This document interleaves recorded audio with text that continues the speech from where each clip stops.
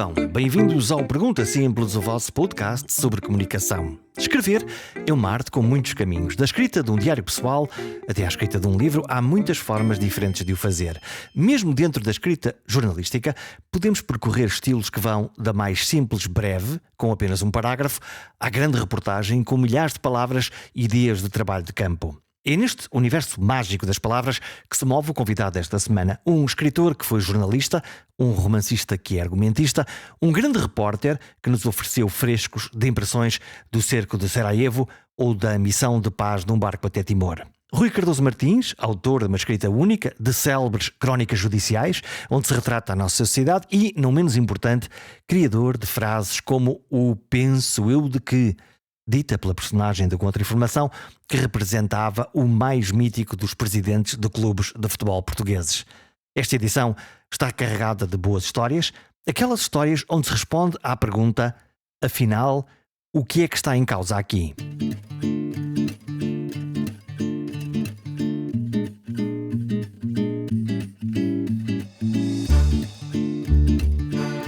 Há conversas que nos fazem viajar no tempo, atravessar fronteiras e mergulhar em mundos que à primeira vista parecem distantes. Rui Cardoso Martins é um contador de histórias nato, seja na literatura, nos livros, no jornalismo ou no humor. A sua escrita é um jogo de constante ironia e profundidade entre o detalhe do cotidiano e o impacto dos grandes acontecimentos da história recente. É um dos poucos escritores portugueses que transita com naturalidade entre registros tão diferentes como o romance, a crónica, o argumento de cinema ou de televisão. Nesta conversa percorremos a sua trajetória, desde os primeiros passos no jornalismo, passando pela experiência como repórter internacional em cenários de guerra, até ao seu impacto no humor português e na literatura contemporânea. Rui Cardoso Martins começou no jornalismo nos anos 90 como jornalista fundador do Jornal Público, onde aprendeu o ofício na escola das redações, na tarimba, entre máquinas de escrever, cigarros acesos e chefes de redação que gritavam ordens por cima das secretárias. Foi no Público que começou a construir uma assinatura própria, com uma escrita que misturava rigor e criatividade. Depressa percebeu que a notícia não era só uma questão de factos, mas também da maneira como os factos eram contados. Ao longo dos anos, aprimorou um estilo que se tornaria inconfundível, um olhar atento para o detalhe humano, uma ironia afiada e uma capacidade rara de transformar o banal em extraordinário. Mas o jornalismo não o manteve apenas dentro da redação. Desde cedo partiu para o terreno e viu de perto acontecimentos que moldaram toda a nossa história recente. Esteve no cerco de Sarajevo, testemunhou o medo e a fome numa cidade destruída pela guerra, acompanhou as primeiras eleições livres na África do Sul, o momento que simbolizou o fim do apartheid e o nascimento de uma nova democracia, e embarcou no Lusitânia Expresso numa missão de solidariedade que tentou furar o bloqueio a Timor-Leste.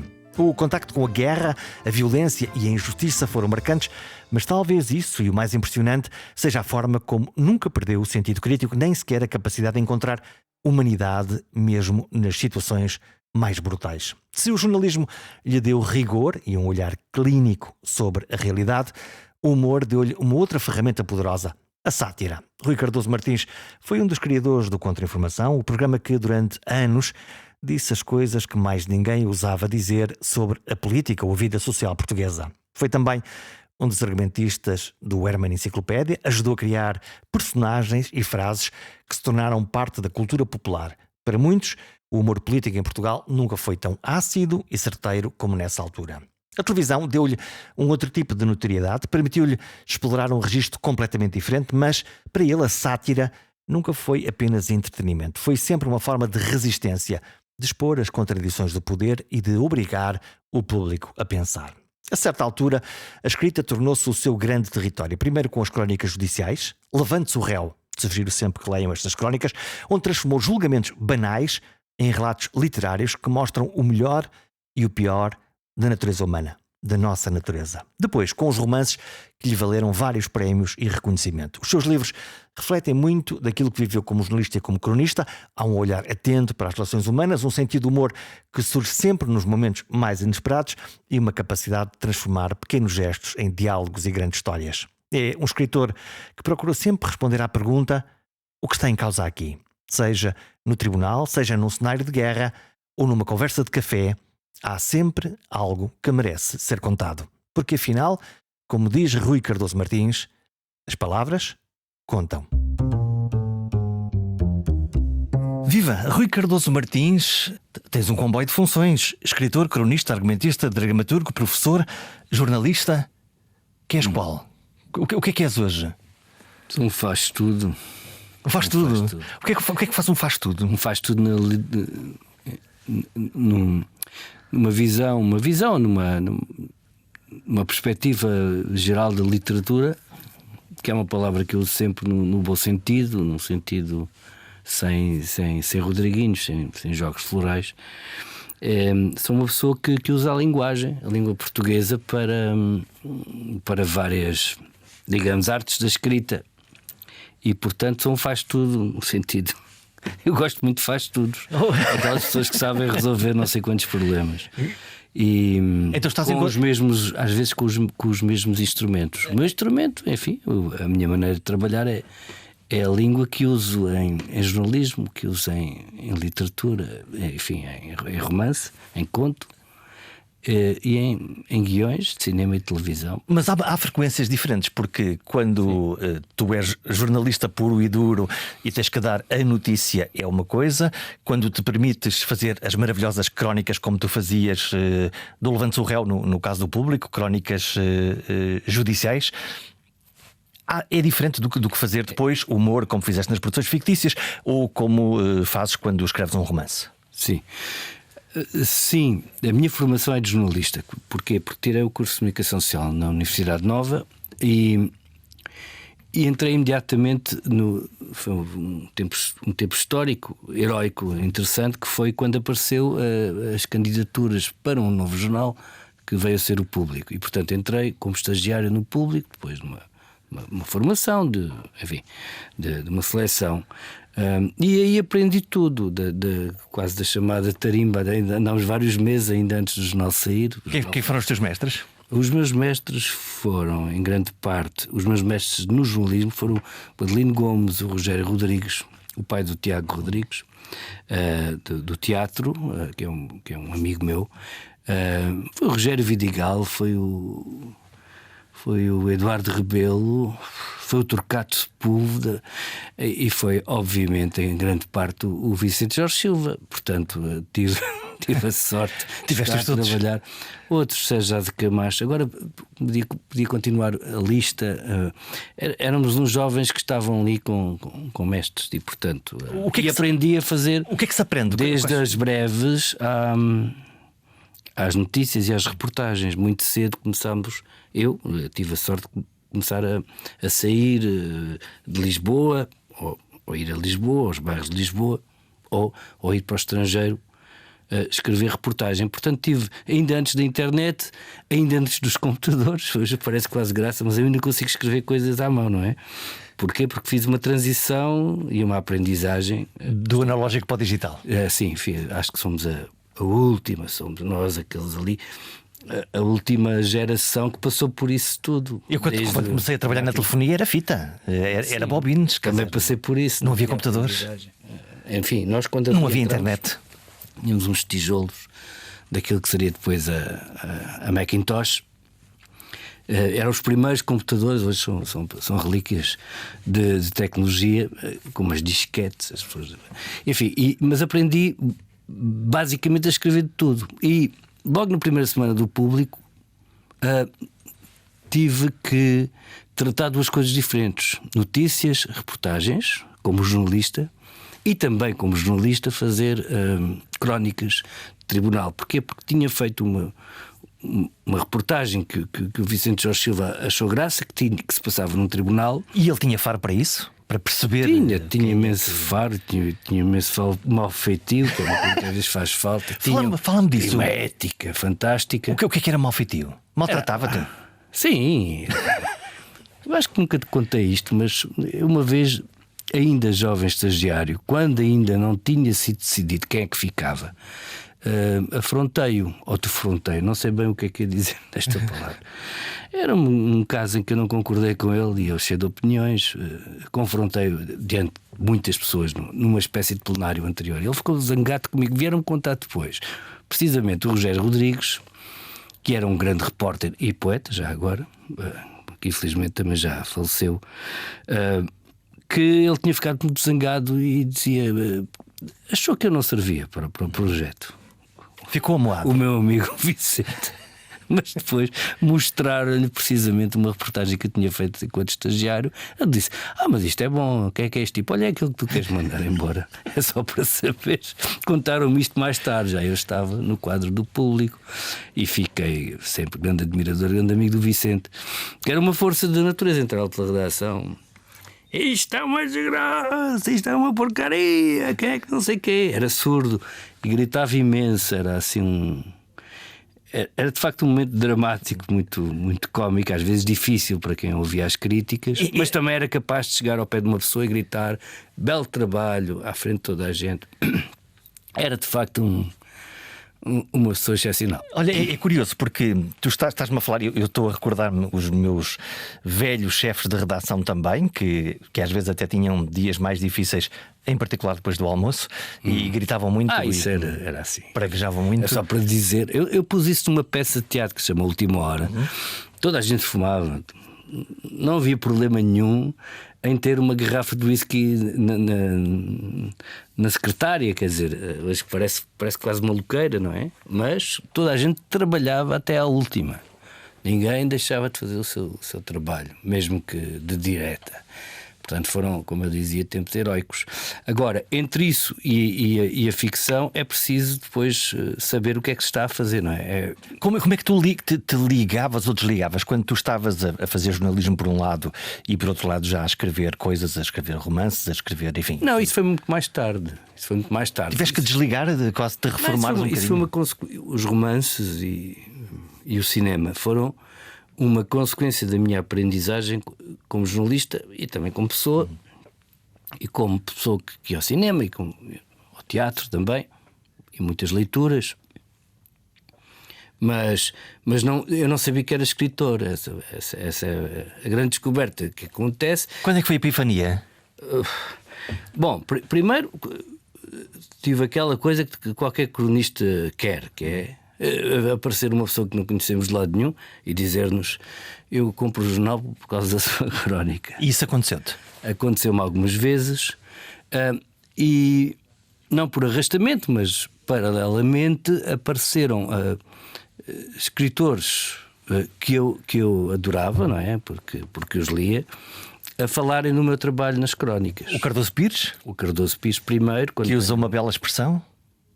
Que é o pá, será isso? O pá, e este cabrão escreve como nós. Essa do cabrão foi usada sem eu saber. Eu só soube depois, através do António Lobo Antunes, que ele dizia que eu era um cabrão e que era um grande elogio entre os dois. Eu, como alentejano, achei de facto um enorme elogio. Olha, o que é que estes mestres de escrita te ensinaram? O que é que tu aprendeste com eles? Não sei se eles estão, se estes mestres têm assim grande vontade de ensinar, ou se a gente aprende estando com eles e percebendo o que é que eles estão lá a fazer e a escrever. É tudo um pouco. O Cardoso Pires, infelizmente, não cheguei a falar com ele. Li muitos livros dele, li crónicas dele, e depois ele recebeu o prémio Pessoa e deu uma entrevista precisamente a falar das minhas crónicas como um exemplo de uma coisa que era pá, lá está. E a única ocasião em que tive a oportunidade de lhe falar, tive um pudor que agora posso. Tiveste vergonha? Tive pudor, não é vergonha. Não seria vergonha. Aquele homem tinha dito bem do meu trabalho. Não tinha dito bem de mim, tinha dito bem do meu trabalho. Mas sentiste intimidação? Sentiste distância? É mesmo daquelas coisas à antiga. A primeira vez que entrei num restaurante meio de luxo, porque me apeteceu este restaurante, o pub, lá estava ele. E eu não vou, mas depois vi que ele estava a escrever e não me atrevi a apresentar-me. Estava a escrever num caderninho, estava a tomar umas notas? Estava a escrever, estava a beber um whisky, um café. Olha, já agora, para as pessoas que saibam, quer dizer, a primeira coisa que tu disseste quando chegaste aqui é: arranja-me uma folha de papel, arranja-me qualquer coisa para ter aqui. É só para se me apetecer escrever. É uma espécie de animal de companhia, tem que lá estar uma folha em branco. Estão sempre a acusar, mas durante muito tempo nunca tinha um papel para escrever numa caneta, e era aquela história do espeto de pau, casa de ferreiros.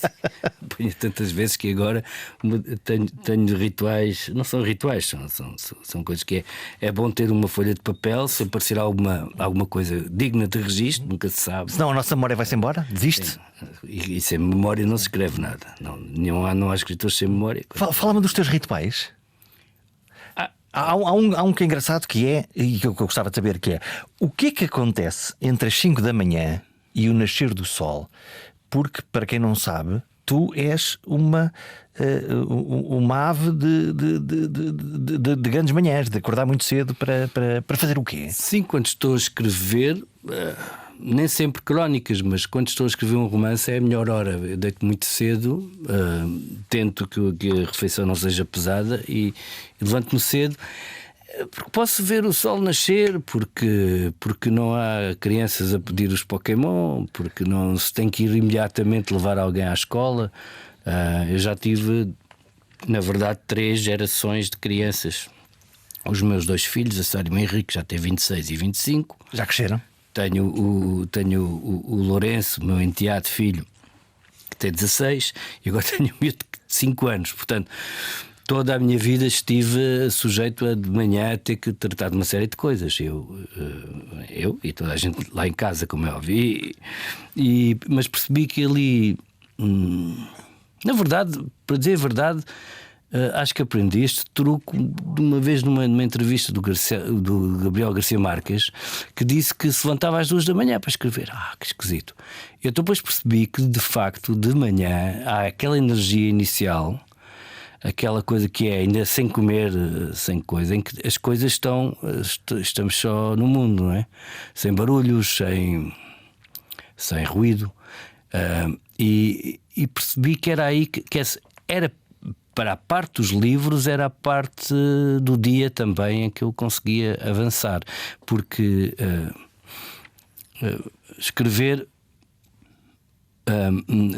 um livro é diferente de escrever uma notícia ou mesmo escrever uma crónica. Há até aqui uma espécie de quase de contradição, que é: na redação há um bulício, há um barulho, há uma chinfrineira permanente, há os telefones que tocam, há as pessoas que falam, há uma interação muito grande entre os jornalistas. Sim. E por outro lado, essa quase reclusão de que tu falas, que é: sentas-te, estás tu contigo próprio, com o silêncio e com uma página em branco.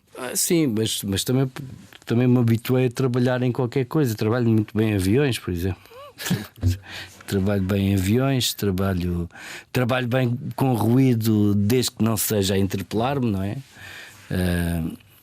Enfim, temos que arranjar espaço para uma série de coisas que faço diferentes. Agora, de facto, essa energia da manhã permite-me, por exemplo, quando eu escrevi a Contra-Informação e ao mesmo tempo estava a escrever um romance, eu não ia escrever o Contra-Informação e depois o romance. Tinha que ser o romance antes e o Contra-Informação depois, porque já era assim uma espécie de alívio cómico. Como é que ia dizer? Era outra coisa. Olha, fala-me dessa escrita do humor. Tu escreves muito. És cofundador das produções fictícias? Tanto... Sim, pode dizer-se, embora não tenha entrado na. Não tinhas uma cota, não, mas fazias parte daquele grupo inicial que começou a escrever. Sim.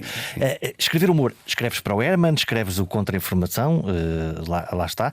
Podes até ser responsável aqui que um dos candidatos a Presidente da República. Tu escreveste uma das caricaturas de Marcos Mendes. Minha grande culpa. És tu o autor da frase que grande noia? Sou eu e o José de Pina. Já não sei quem é que disse primeiro. Até acho que foi o José de Pina, porque ele era professor e é de jovens e trouxe essa muito do trabalho que ele usávamos era coisas que ouvíamos na rua, no caso dele na escola. O penso eu de que sim, é meu. Isso é do Pinto da Costa. Pinto da Costa, Bimbo da Costa. Bimbo da Costa, claro. Uma que vez ouvi-o dizer, penso de que, e transformei aquilo em frase final.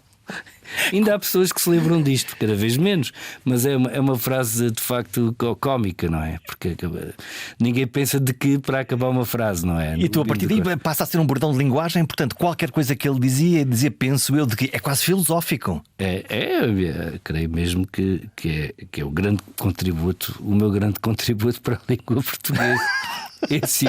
Este homem não é do Norte. Isto era de ver uma enciclopédia. Outras coisas, não é? Também fiz a conversa de treta. Isso exemplo. É maravilhoso.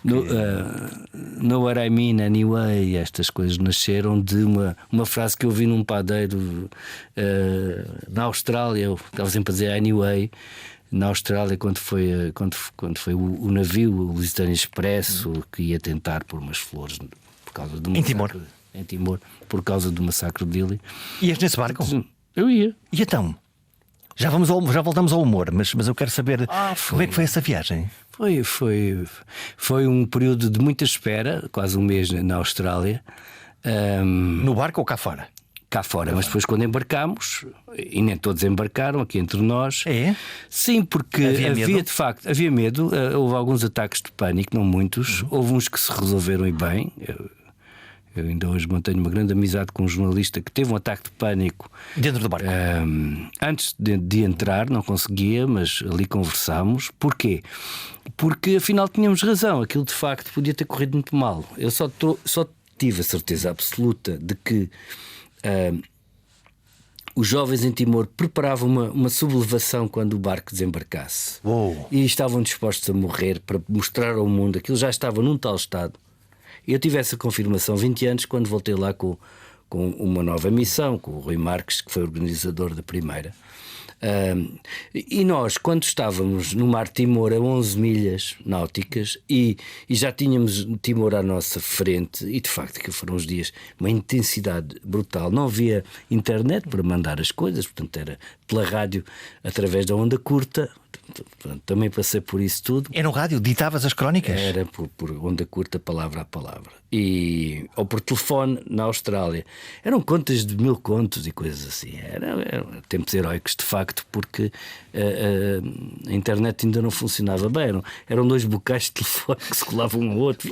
Exato, os modems eram umas caixas onde se punha o telefone em cima e apitava, tal e qual como os Spectrums antigamente, para fazer parecia aqueles bichos no verão, no Alentejo, que estão em contacto com o universo, os ralos e as... E como é que era a rotina dentro do barco? Como é que... Isso foi... Estávamos à espera, não havia lugar para todos. Bom, e de repente quando aparecem as fragatas de guerra indonésias e os aviões de guerra e aquele movimento à nossa volta, não deixando o barco passar, o navio passar, um bloqueio. E havia de facto a possibilidade de passarem as culpas, se houvesse alguma bomba, por exemplo, passar as culpas para os radicais que estavam dentro do navio. Portanto, vocês podiam ser objetivamente e subjetivamente os detonadores de uma revolta que estava latente em Timor, em Dili. Mas eu só soube isso 20 anos depois, quando lá voltei, e conseguimos finalmente entregar as famosas flores no cemitério de Dili, daquele massacre de mais 400 jovens. Horrível aquilo tudo. Mas pelo meio houve coisas de facto. No outro dia lembrei-me deste pormenor que eu gostava de contar do general Yanes, que era ex-presidente da República, estava ali. Eu tinha a tarefa de ir buscar o diário dele todos os dias e passá-lo ao público, fazer uma leitura um pouco mais... como é que é dizer, com a minha experiência mais jornalística. Eras um editor, no fundo, daquilo. Sim. Pegavas no texto, ele escrevia todos os dias? Escrevia todos os dias. Ele e um estudante, portanto havia assim uma série de pessoas, de representantes que, através de mim, além dos meus textos, não é, sobre o que se passava, enviavam para o público o seu diário. E quando chega a frota indonésia de aviões e de fragatas de guerra, eu estava com ele diz-me assim: bom, agora vou vestir as calças. E ele estava de calções. E eu digo: porquê, Sr. General? Não me apanharão em calções. Ele tinha razão, porque era um ex-presidente da República. Nós estávamos ali com calor tropical, não é? Claro. Mas ele tinha a noção de que a partir daí, se por acaso o barco fosse atacado, não direi, mas tomado, era importante não estar em calções. Há havia uma espécie de dignidade até na maneira como simbolicamente eram as calças, mas na realidade como ele estava e como... Sim. O general Yanes, o ex-presidente da República, fez agora 90 anos, os meus parabéns. Mas este foi um momento muito, muito interessante. Quem é que mandava naquilo? Quem mandava no barco? Era o capitão. ainda hoje há aqui uma série de coisas mal resolvidas. Avançar ou não avançar. Sim. Isso, como é óbvio, não me competia a mim. A mim competia-me acompanhar até ao fim. Contar, no fundo, a ti era contar a história. Tiveste medo? Mas atenção, não há hipótese num caso de genocídio de sermos totalmente independentes, não é? Esse, aliás, foi um argumento de alguém que não embarcou porque supostamente ia cobrir o outro lado. Um desastre. Estávamos a falar de um regime ditatorial que tinha matado. Portanto, implicava muitas pessoas, muitos milhares de pessoas. Uma militância, implicava um jornalismo de militância? Não digo isso, mas um jornalismo consciente de que lado é que é preciso estar. Se é o lado da democracia e da liberdade e não do lado do genocídio, não é? Eu acho que isto é elementar. Parece-me que é difícil manter as distâncias e acho que não se deve fazê-lo sequer, desde que se assuma, não é? Olha, tu estiveste aí, fizeste jornalismo internacional, estiveste em Sarajevo na altura da guerra, no coração da Europa. A guerra continua no coração da Europa, parece que não aprendemos nada. O que é que se vê em Sarajevo? O que é que se vê no coração da Europa culta e evoluída, onde subitamente 3 grupos de etnias, de culturas, começam a matar o seu vizinho ao lado e tornam aquilo massacres sucessivos ao longo de vários anos?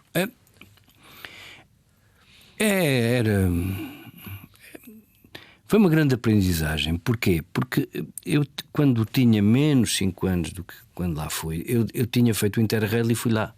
Fui lá passear. Ainda não havia guerra? Ainda não havia guerra e ainda era um regime socialista. Era um regime socialista. Do Tito ainda? Do Tito, portanto. Mas já estava na transição. Portanto, Bósnia, a Sérvia como nós conhecemos, Montenegro, tudo aquilo era a Jugoslávia? Tudo aquilo era a Jugoslávia. E então? O que é que... Assim, coisas super curiosas. As mulheres pareciam, com todo o respeito por estas senhoras, tinham assim um ar brilhante, vistoso, um pouco de cabeleireiras, né? Espero que ninguém leva mal. Estavam o quê? Estavam muito bem arranjadas? Era aquele estilo de leste, não é?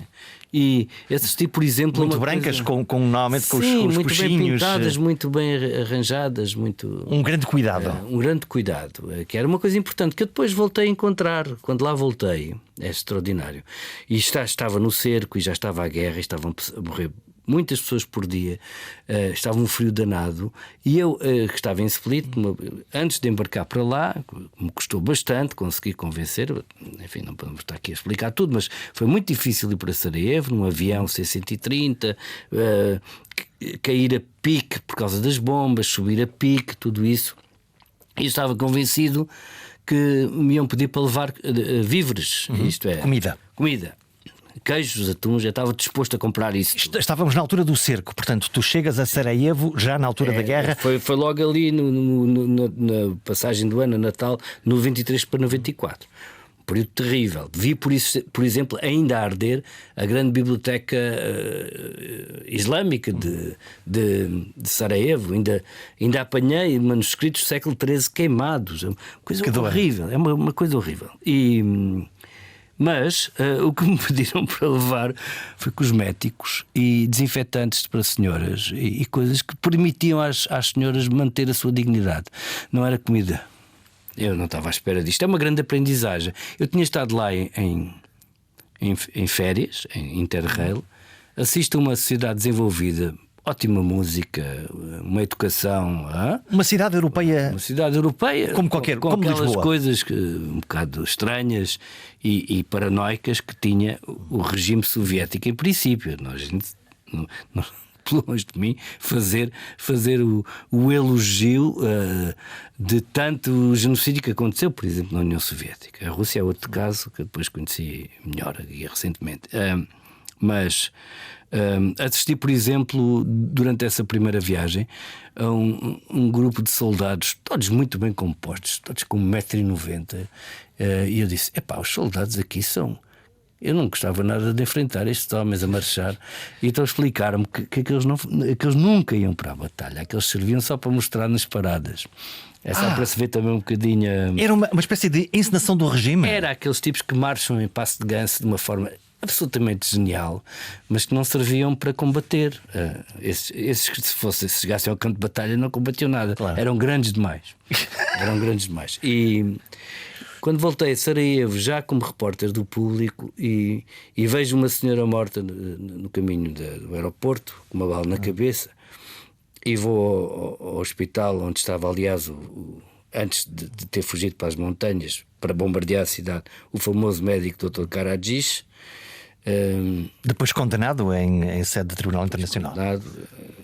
E vejo uma criança com o joelho rebentado, porque eles disparavam contra os joelhos das crianças. De forma anárquica, de forma. Não, era porque, chamando isso, conseguiam obrigar outra pessoa a ir lá tentar tirar a criança, podiam matar essa pessoa, era uma coisa horrível.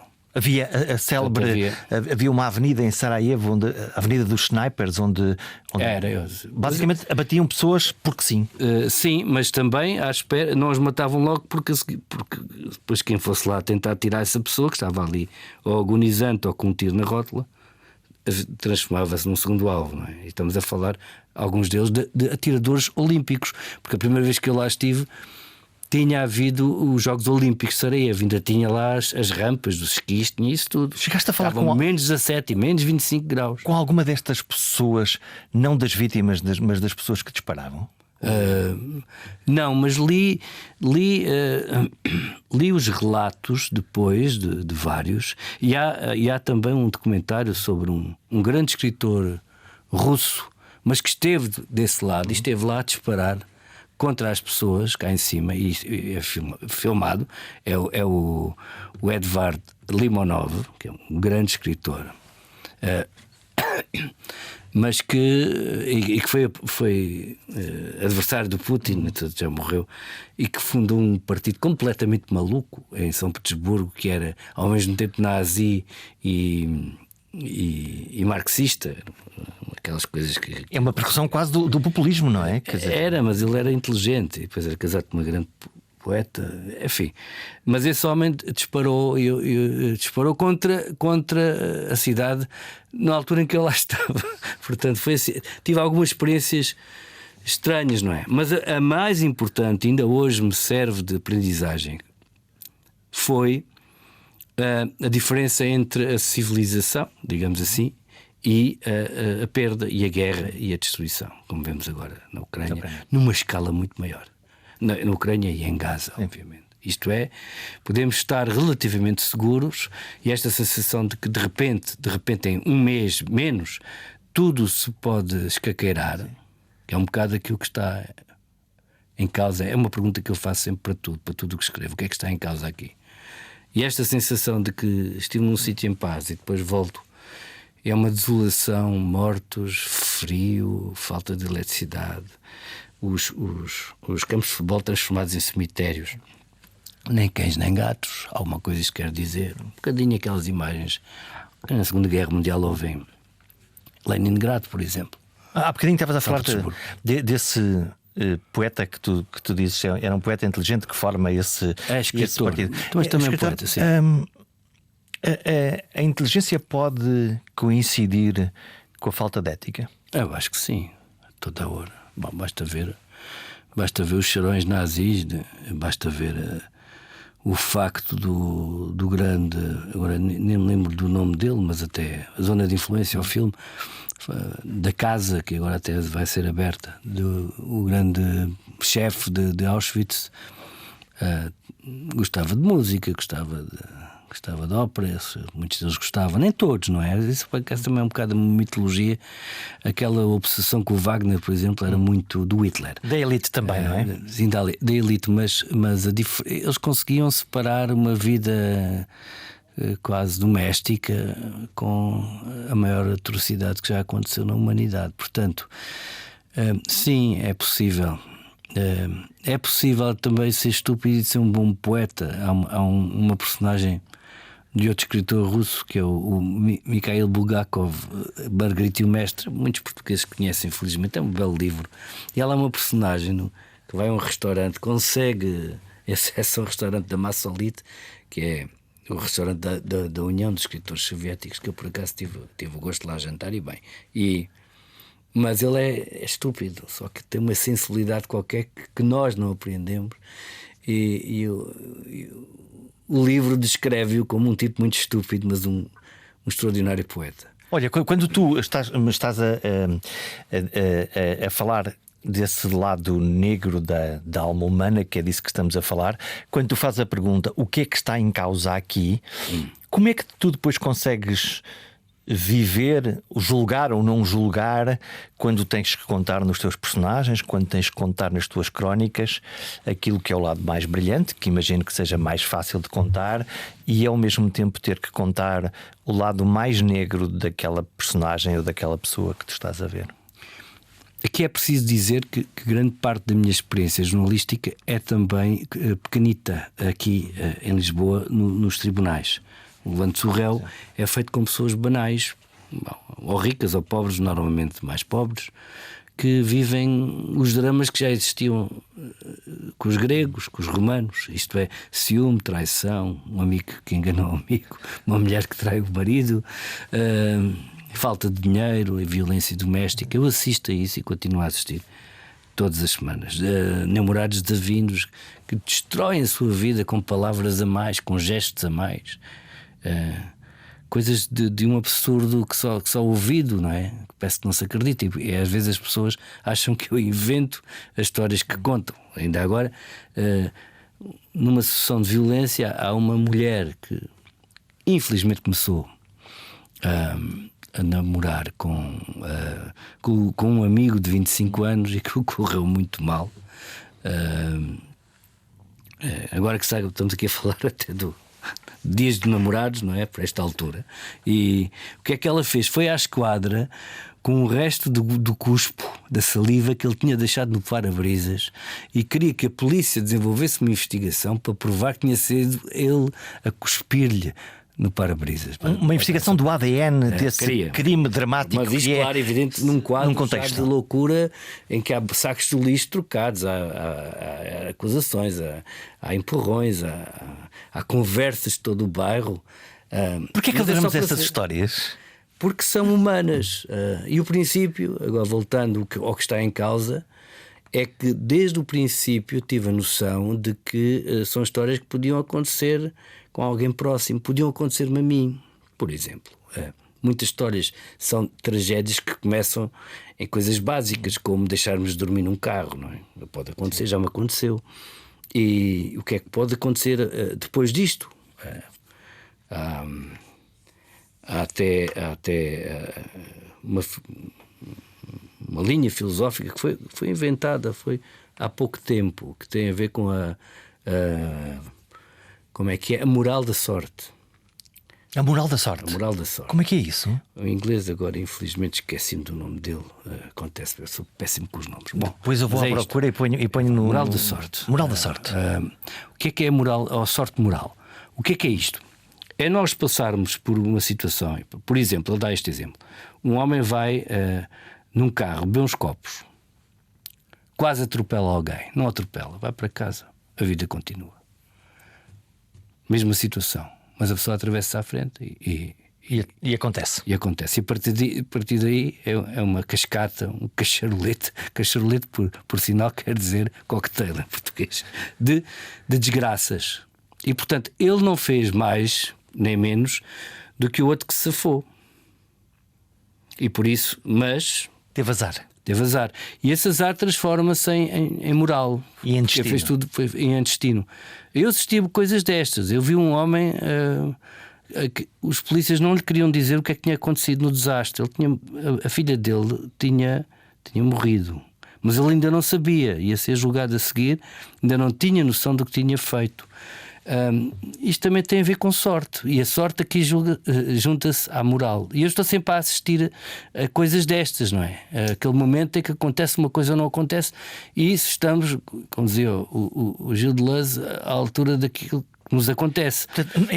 Tu estás no fundo a dizer-me aqui que um dia as sucessivas pequenas negligências que nós fazemos todos os dias, estamos no limiar de que alguma possa correr demasiado mal.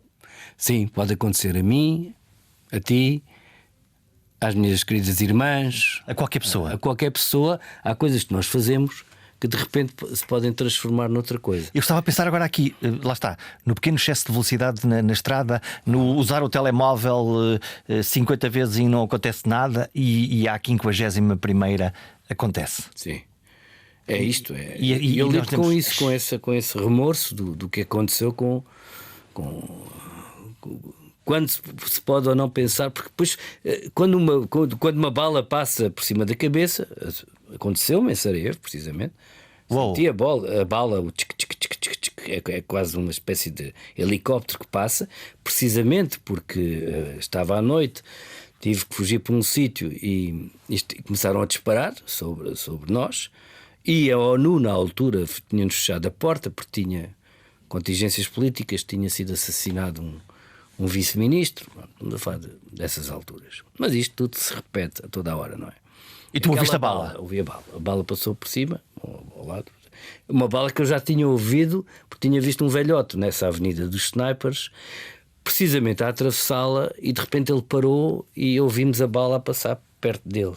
Ele olhou para mim, eu olhei para ele, fiz-lhe assim: venha cá. Estou a fazer gestos de venha. E ele safou-se.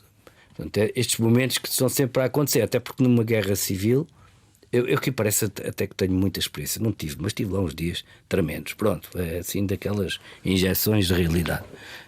Não estive, não havia meios para estar ali muito tempo, nem sequer tenho sangue ou disposição para andar a arriscar a minha vida nisso. Há um perfil de repórter de guerra. São fantásticos, sim. Alguns outros são malucos. Pronto, malucos. Pronto. E que acabam por ficar viciados naquilo. Há uma adrenalina. Pareceu-me que sim. Há uma espécie de exaltação. É quase um ato heroico de eu vou lá ver para contar e para contar eu perco a noção da realidade e portanto vou arriscar se calhar muito para... Sim, mas por outro lado também há repórteres que muito estimam. E aliás, já disse isto a algures, mas vou dizer outra vez, uma das coisas que me espantou e que me deixou satisfeito nos últimos tempos, se é que se pode falar em satisfeito numa situação destas, mas foi a maneira como tantos repórteres portugueses entraram na cobertura da invasão da Ucrânia. Teve que ser. Teve que ser, mas fizeram de uma forma que eu não estava à espera. E posso citar já aqui, ninguém ficou ofendido comigo, a Cândida Pinto faz um ótimo trabalho arriscado. Ela é uma repórter de guerra. O António Mateus. O António Mateus, que eu conheci nas eleições da África do Sul em 94. Com o Mandela. Com o Mandela. Eu fui lá, ele foi-me esperar ao aeroporto, passámos pelo centro de Joanesburgo e logo ali vimos um morto no meio da rua. Pronto. E o António Mateus tem uma experiência fantástica também. E aí é preciso, lá estar em grupo também para nos protegermos uns aos outros. Pronto, eu não posso falar mais, porque agora até parece que estou a falar como repórter. Não, eu estou a falar de há 30 anos. Sim, mas essa é a tua experiência, porque tu depois transformas a experiência, transportaste-nos a todos, a mim, a nós, a quem nos está a ouvir, para essa rua de Sarajevo, onde o velho ouve a bala a zunir nas orelhas. A tua sensação do medo, por outro lado, o contraste com quase o mundo do Costa Rica, das mulheres muito belas de vermelho, de lábios pintados de vermelho. Há essa escrita, e tu consegues pegar nessas ideias, nessas impressões, nessas percepções e levá-la para uma página de um livro ou de uma crónica. Esse é o trabalho, é o mistério, é o ofício do escritor. E esse é um trabalho. Dói? É difícil de fazer?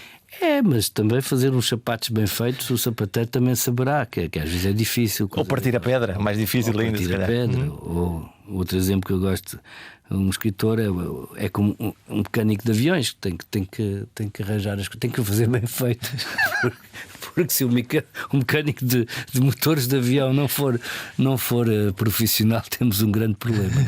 Mais vale ler umas linhas mal escritas do que o mecânico dos aviões olhar lá. Não sei, às vezes as linhas mal escritas dão cabo do mundo. Pesam as palavras. Sim, as palavras, tudo o que acontece no mundo passa por uma linguagem. Explica-me isso. Tudo tem que ser transmitido por linguagem. Até os sinais eletrónicos têm que ter, por assim dizer, uma linguagem por trás. Portanto, tu tens uma ideia. A matemática tem que ser expressada também com palavras, não é? Também tem que ser. Mas isso tem o muito belo, que é tu podes usar a palavra para unir, para estimular, para ser maior do que, ou pelo contrário, tu podes usar a palavra para envenenar? Então não. Então se for a mentira, e então quando a mentira ganha o mesmo valor da verdade, quando nos tentam convencer disso, estamos sempre à beira da desgraça. Grande parte da desgraça da humanidade foi baseada em boatos e informações falsas, não é? Isso agora é mais fácil de fazer. Por exemplo, esta história toda do deepfake. Podem pôr-me a mim ou a ti a fazer com a nossa voz, com a nossa imagem, a dizer qualquer coisa. E muito rapidamente chegaremos a esta salada de já não sabemos distinguir se sim, se não. Mas quando se mete a suspeita, quando se mete esse veneno, quando se muda a narrativa, eu acho que o Donald Trump é especialista nisso, não é? Transformar um ataque antidemocrático numa festa de liberdade, como foi no Capitólio, e depois ter os poderes todos para mudar tudo, não é? Para anular sentenças criminais. O que é que nos faz a nós, supostamente pessoas avisadas, embarcar nessas coisas, acreditar em histórias mirabolantes? Eu estou a pensar aqui num exemplo que é muito mais prosaico do que a grande política. Os futebols da vida, os Benfica Sportings e afins, que é coisas tão simples e objetivas como foi penalti ou não foi. Subitamente nós temos dois grupos de pessoas que, por sinal, vestem umas camisolas de cores diferentes a advogarem sobre, a opinarem sobre um facto que é claro e óbvio, da mesma maneira apaixonada e acreditando que a sua visão do mundo é mais verdadeira que a do outro, ao invés de haver uma espécie de conciliação dos factos e das percepções. Eu ainda acredito que no futebol, eu sou adepto do Benfica, e até assisti uma coisa muito bonita, que estive naquele jogo em que o Simão Sabrosa e o Micoli meteram 2 golos em Liverpool. A festa que foi a seguir, eu estava lá, e até me lembro muito bem do momento salomónico em que havia 2 benfiquistas a lutar pela camisola do Micoli no fim. E a minha. E à minha frente um diz assim: vamos cortá-la ao meio. E o outro diz: nunca, leva a camisola. Digamos que é Salomão. Eu costumo usar este exemplo como da dignidade benfiquista. Mas por outro lado também saí do Benfica quando um canalha que está aí na política começou a falar em nome do Benfica. E tu chateaste e vieste embora. Sim, isso. Mas continuas a ser benfiquista? Sim, claro que sou. Mas reconheço que é difícil. Mas estamos ainda no mundo do futebol. Depois o problema é quando isto se transforma na política ou na sociedade. Quer dizer, no futebol acho que temos que ter uma certa liberdade para o fanatismo, não é? Porque, enfim, é uma espécie de panela de pressão. Nós olhamos hoje para as redes sociais, para a maneira como todos estamos a consumir informação, para o descrédito das instituições, e isto parece muito imprevisível. Não sei se se essa palavra é certa. É tão imprevisível que eu já disse lá em casa à minha mulher, à Inês, e já disse a outras pessoas, que estou disposto a ter uma vida mais saudável nos próximos 20 anos, porque quero mesmo ver o que é que vai acontecer. Porque neste momento não sabemos nada do que vai acontecer. Estamos a assistir uma revolução com a inteligência artificial e com a captação pelos fascistas, para simplificar. A questão é que nós estamos lá dentro da realidade, e nós estamos cá dentro, mas estou disposto a... Enfim, eu vou dizer assim uma coisa um bocado exagerada, mas sim, estou disposto a dar a vida pela liberdade, porque sem liberdade também isto é uma chatice. Há pessoas que abdicam facilmente da liberdade por dinheiro, ou por ou pela vidinha, mas enfim, acho que faz parte, se é que o escritor serve para uma coisa, acho que faz pelo menos parte da ideia de que deve lutar por alguma coisa. As crianças precisam de histórias, portanto, há um lado, precisam sempre de histórias narrativas. Por isso é que estão sempre a pedir à noite. Conta-me uma história. Conta-me uma história, preciso de lê-me isto, lê-me aquilo. E isto é essencial, é isto que faz de nós humanos.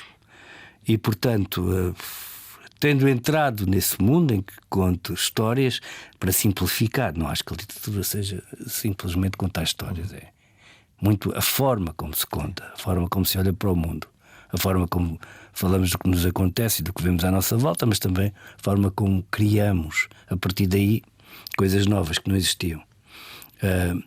E uma delas é, na minha opinião, é que eu costumo definir o que é uma coisa literária. Literária, sempre no bom sentido, é um poema, um romance, ou uma crónica, porque não? Nós começamos a ler e quando acabamos estamos transformados noutra coisa. Às vezes não dura muito, não é? Mas estamos transformados noutra coisa maior, uma coisa que nos mudou. É uma epifania. Há um vislumbre. Eu não sei, a epifania é assim, é um bocadinho grandioso. Quase religioso, grandioso. Mas sim, é qualquer coisa que todos nós passamos por isso. Aquele livro mudou-me, aquele filme mudou-me, fez-me melhor. Ou aquele filme foi de tal modo tremendo que alterou para pior a percepção que eu tinha disto e daquilo. Portanto, são coisas que alteram. E é assim que vale a pena, senão não vale a pena andarmos a gastar, a matar árvores, não é? Olha, para fecharmos, o que é que importa? O que é que importa para os próximos tempos? O que importa é saber se a Europa vai estar à altura de viver sozinha. Já se percebeu que vai ter que ser assim, e se está disposta e pronta, tenho as minhas dúvidas, infelizmente, a lutar pela democracia, pelos direitos humanos, pela não imposição da lei do mais forte, pelo Estado Social, pela educação o mais gratuita que for possível para todos. Enfim, essa é a definição coisas da Europa, que foram não é? lutas e lutas e lutas e anos e séculos de aristocratas no fundo a explorar os outros, mas também do outro lado lá está, más epifanias que levaram a ideias que se transformaram em violência, porque não vale tudo. Estou a falar, por exemplo, do regime de Stalin, não é? Que ainda há tipos que na verdade se projetam quando olham para um fascínora como é o Putin, naquilo. E isso eu não consigo entender, não consigo. E portanto, quero estar aqui assim tenho a saúde Para contar a história. para contar a história e para ver o que é que acontece. E depois, se me derem meios, se tiver poder contar e transformar em qualquer coisa de útil. No mundo onde a informação circula a uma velocidade alucinante e onde a verdade se torna muitas vezes uma questão de opinião, Rui Cardoso Martins mantém-se fiel a uma ideia simples, e eu aprendi: as palavras importam. Ele acredita que a escrita pode ser um escudo, uma arma e um testemunho, e que se há algo pelo qual vale a pena lutar é pela liberdade de contar histórias. Até para a semana.